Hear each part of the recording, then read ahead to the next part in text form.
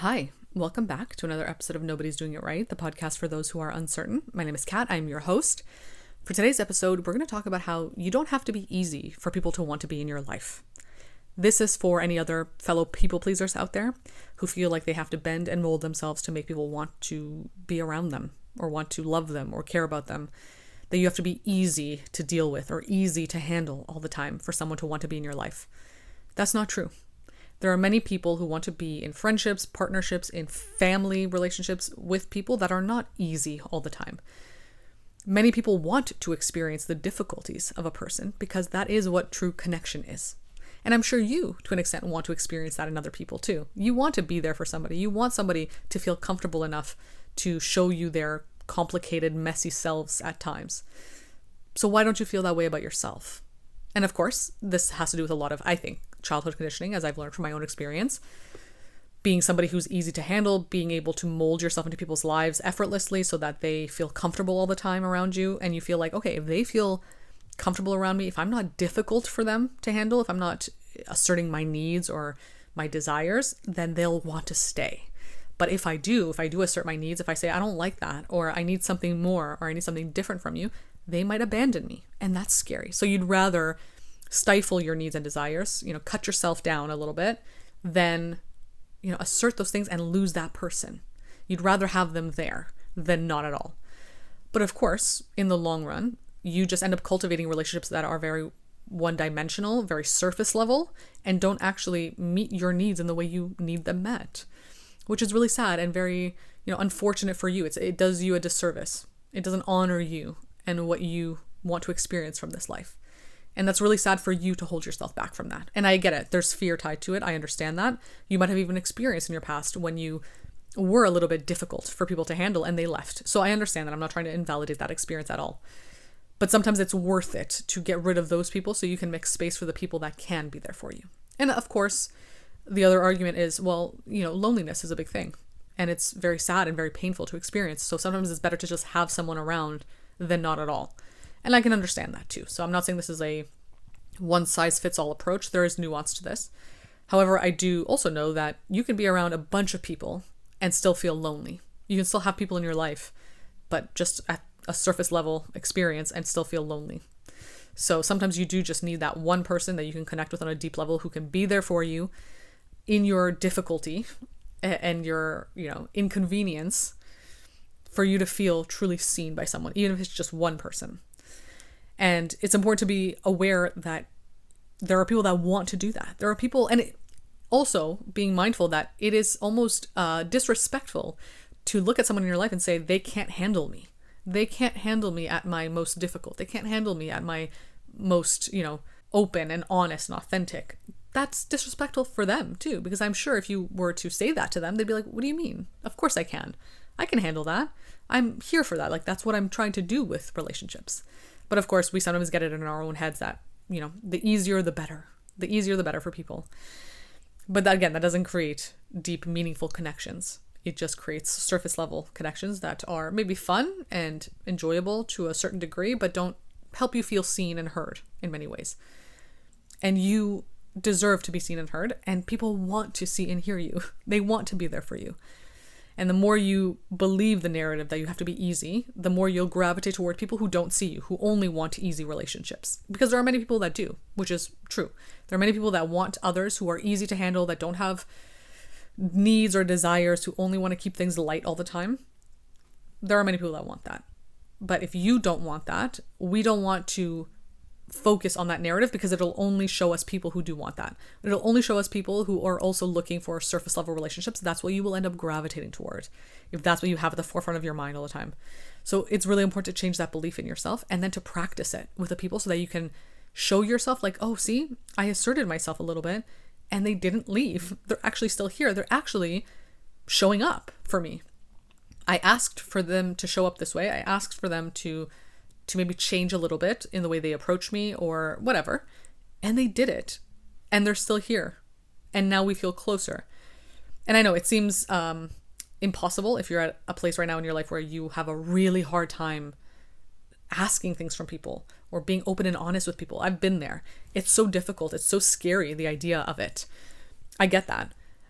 But as somebody who has had to do this, and I still have to do it, I still struggle with it, the more I do it, the more I show myself, the more I see it happening, and it completely changes the way I see relationships now.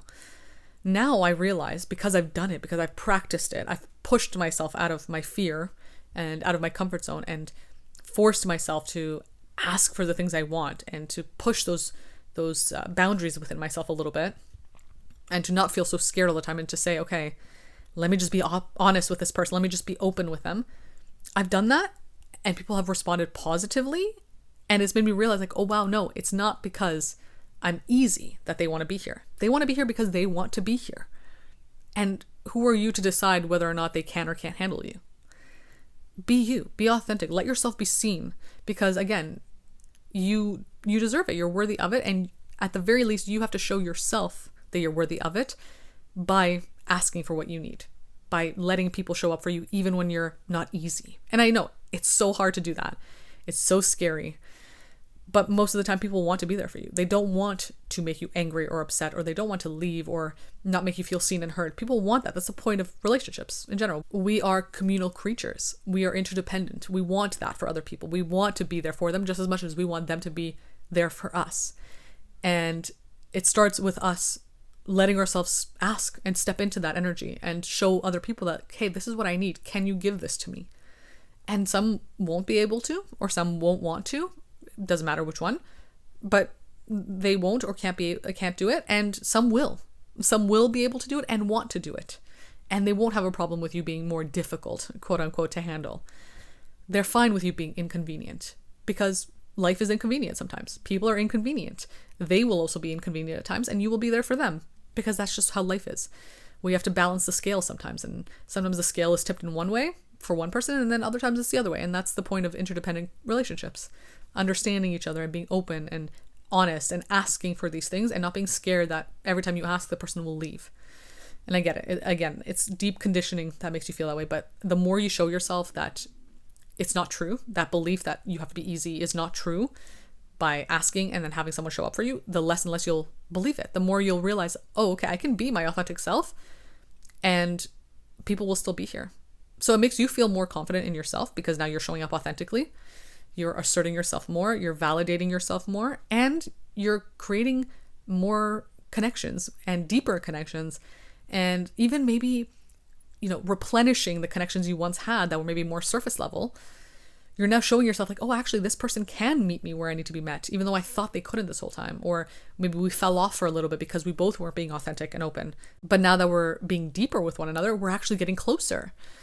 You're reinvigorating connections with people, and that's amazing. But you won't know that until you let yourself do that. Let yourself be difficult and see who can and wants to be there.